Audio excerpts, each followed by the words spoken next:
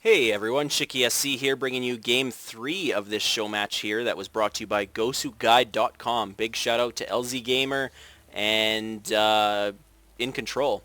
Actually, In Control was probably one of the first professional games that I casted. It was a show match back when I was working or casting for GoodToGame.com. And yeah, that was In Control versus I want to say Raven, right when Raven joined MYM, but wow, am I off topic. Anyways, I don't know what they're talking about. Something must have been pre-game, but it looks like HuK is actually complaining about some imbalanced PvT map that Blistering Sands is. This is not Blistering Sands. This is going to be Steps of War. So here for Game 3, and MorroW claims it's auto win for toss on Blistering Sands. So I kind of hope we do see Blistering Sands. And HuK says it's not, maybe at a lower level. And MorroW says versus me. No, I don't know what's going on, but anyways, MorroW is going to be spawning here at the bottom left-hand position of Steps of War here as the blue Terran, and HuK, your Canadian favorite that did win MLG, the hoodie hero, you want to call him, the hoodie hero, that's my name for him now, or the incredible HuK, that's a good one too. Or HuK Norris, that was a good one too. Good times. Anyways, HuK here is going to be putting down his Pylon Gateway Gas, fairly, I don't want to say standard, but fairly common opener. It's probably one of the most used openers for the Terran. Of course, the only thing else that you really, or sorry, for the Protoss, the only other thing you really do see on this map is Pylon Gateway Pylon, and that leads to some early aggression. And it looks like HuK is using his trademark probe to cause some damage, and he's just picking off as much health off these SCVs as he can while regenerating his shields, and it looks like he's going to be doing it again. So this Marine is about to come out though, and that will spell the end of this probe's life if he doesn't get out of there. Good timing on that. He is going to get out, and MorroW is now morphing in his orbital command. So a lot of players obviously want to get that out ASAP. You can get some good timing if you go supply barracks gas. By the time 3 SCVs comes out and your barracks finish, you'll have just enough money for that orbital command. And look, that bold probe is back. He jukes out the Marine, gets another bit of scouting info coming or from him, and it looks like he did see the bunker, so I'm not sure why, but HuK is putting some early aggression here on MorroW with 2 Zealots, but it's just being chrono boosted out of 1 gateway, and he's getting his Cybernetics core as well. Looking at the units lost tab, it looks like HuK's already lost that probe, and he's now going to lose this Zealot, and this Zealot needs to kill off an SCV if he can. He's just out of range of that bunker, and he does get 2 SCV kills, so that was fairly worth it. A fairly even exchange, obviously because you're losing mining time, you're losing the minerals, and you're losing SCVs. So anytime you can trade an army unit for SCVs and come out almost equivalent, it's going to be very, very effective for you. And it looks like he's putting down another bunker, and once again, very nice positioning on this bunker. He is going to salvage this one, and this is a bug that I wanted to notify you guys of. Salvaged bunkers do count as units lost. So if you're wondering why, sometimes you'll see like 350 minerals lost, it's because that bunker was 100 of that. Although you do, when you salvage it, you get all the minerals back. It's still on the graphs and the charts, it does not show up properly. And sorry, I hit P instead of D. A little bit of dyslexia there.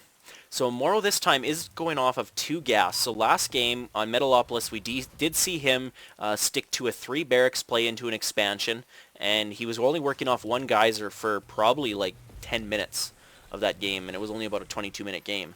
But he is getting a factory out earlier, so he did get that second refinery up, and HuK on the other end is killing off these destructible rocks. Now, I'm not really sure why you'd want to do that right now, is if you're going to fortify this area to control this expansion, it can leave you open to a flank from both areas, but I don't know what his strategy is right now, or what his tactics are going to be coming into the mid-game here, but he did just finish researching warp gates. That is going to turn into a warp gate, and he's got a robotics facility out. So HuK has been favoring the 1 gate into Robo and then getting up his second gateway a little bit after the Robo. It's a very interesting opening. It creates some interesting timings for an Immortal push or to get your first Observer out. And it looks like MorroW's using a delayed Reaper here just to grab this Xel'Naga Watchtower, and it looks like he's going to come in for a delayed Scout. This is a very effective technique that Terran should probably do more often, and it looks like he was just checking up on that expansion. So not having to waste a scan, not having to sacrifice an SCV, utilizing those cliffs to check out what HuK is doing. And that is something that low-end or lower-level players don't do enough, is abuse the units you do have available to you, scout with what you can. You don't have to use the obvious ways of scouting, like an air unit or a scan. You can just use units like that. And this SCV is going to get slaughtered, as that HuK is now just sitting there on the field. And he is going to notice that HuK is pushing out. And HuK, obviously, a very good choice to back out, as once again, this positioning on this bunker, it's the range 6 is going to be right at this ramp, which is going to cause the Stalkers and even the Sentries to clump up. And if, obviously, the Stalkers are a faster unit than the Zealots. So what that means is the Stalkers are, unless microed, going to end up in front of the Zealots, attacking this bunker, while the Zealots are just caught behind the Stalkers. So a good player will control their unit or their army outside this base and make sure that doesn't happen.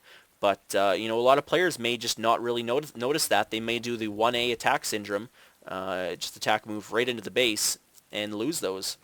And where? I thought he had a bunch of Stalkers. Where do those Stalkers go?